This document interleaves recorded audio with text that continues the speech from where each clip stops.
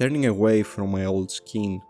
Fields are spread across the eye, endless roads and possibilities for me to take, but where they will lead me? New places I envision, different people I imagine. My heart is racing. I think and overthink, and flowing are my emotions until the overflow. I freeze. I look back. But why? Why do I only wish to crawl back in?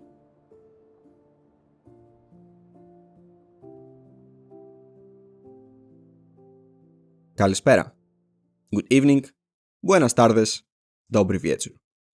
Welcome back to After the Dragon. Nice to have you here. As a reminder, this is a non-predetermined journey of navigating life changes after I, your host and patient Zero Mihalis, started on my path toward the unknown, leaving an old self behind with no clear destination in mind. Why do I share this journey? Because there are others out there who are also on their paths of growth and self-discovery. Because even if anything remotely resonates with you in a way that makes you reflect on yourself, this podcast has achieved its purpose. So let's continue. A death it was indeed, but not a biological or terminal. Rather, a reincarnation, with me choosing what I may become. And that's when I felt it. I felt freedom. Now, what do you think of freedom? And I know that this is a very dumb question on the surface, because what fool would be against such a soundly loving concept? And yet, how many times do we deny it?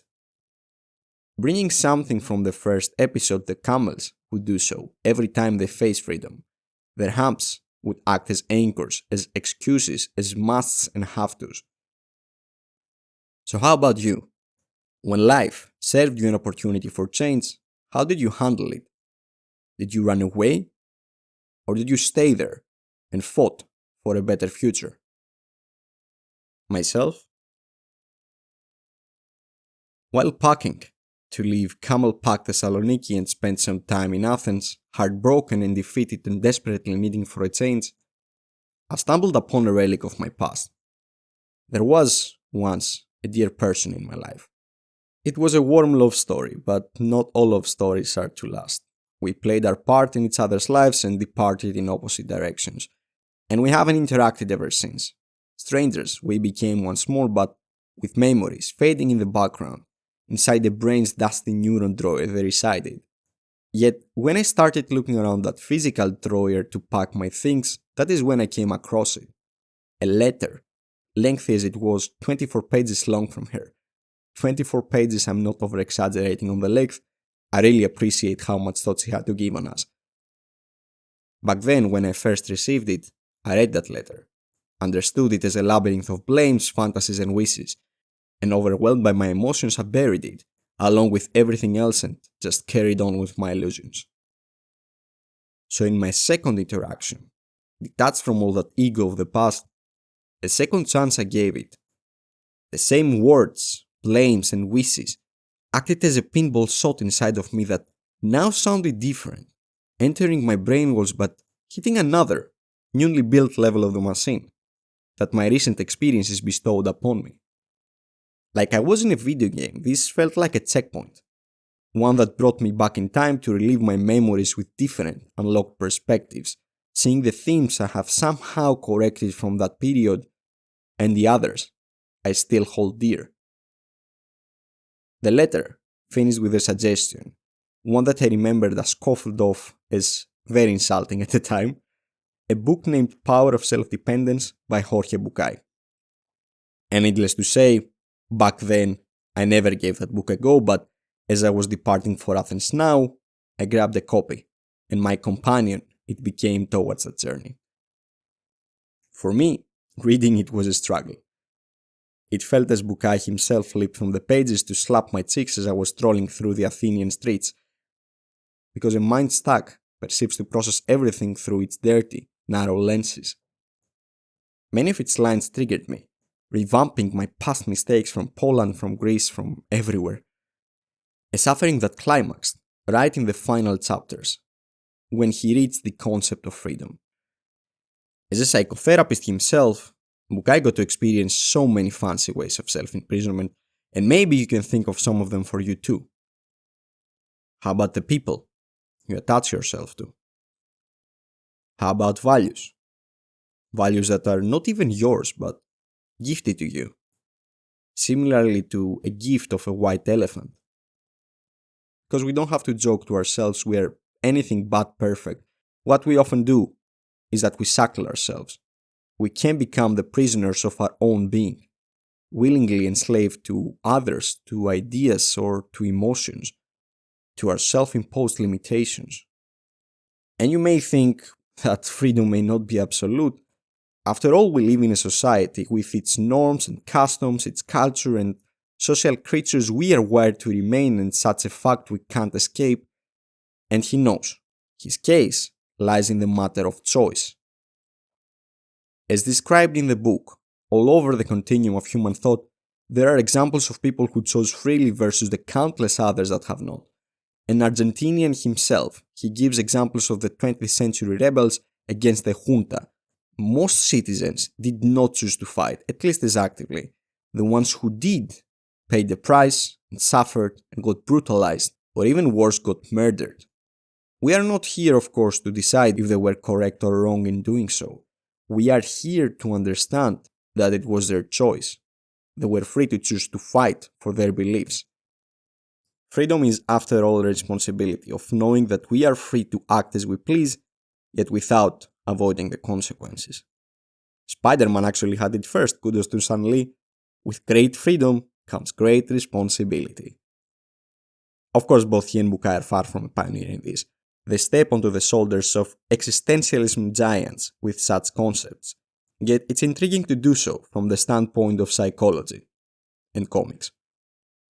You may remember from the last episode about determinism, to as we are but a mosaic of all the various forces in the world.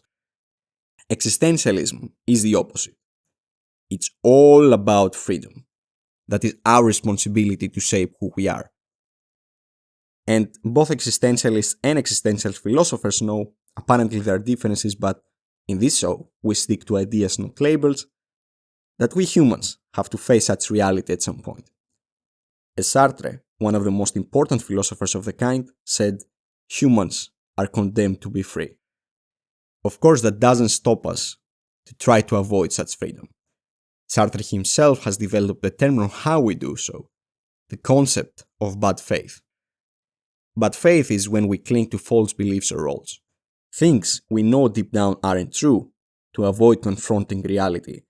Such can take the shape of many: a horrible relationship, a consuming career, a set of foreign values that we deep down know they're wrong.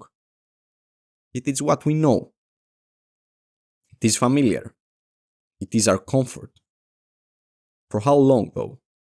How long until you burst? You can't hide from this responsibility forever. I can't hide from this responsibility forever. I can't crawl back to my old broken skin. Life provided me with all the struggles I needed to understand that my bad faith was lying back there. Something forced me to kill it, or maybe the bubble burst. It was time. And now it is gone. It is but diseased. And I cannot return to it. Frustration I felt for weeks, for my emotions, for my weakness, for my humanity, that such bad faith ruled over me for years. Might be, but I come to realize now that a fool I may have been, a failure I can remain, I can't be all this, and yet I can now be more alive to understand my freedom in shaping my future path. A late bloomer, after all, can still blossom. Another public vote to make is to never take away this freedom from myself, and I really wish you may never do so too. That at some point you face yourself in the mirror and see you deserve so much more from this absurdly beautiful world. Thank you for reminding me, Bucay, and Thank you, Sophia. Really appreciate you reaching the end of the second episode.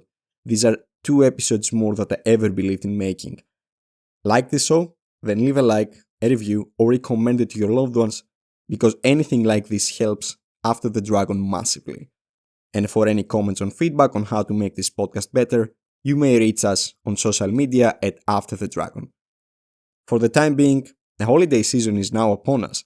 Enjoy Christmas, New Year's, take care, and work yourself with consistency. Please don't just wait for the New Year's resolution. Next episode is on Tuesday, the 9th, 2025. Let's give ourselves a little bit more time. So until the next one, year and episode. Goodbye.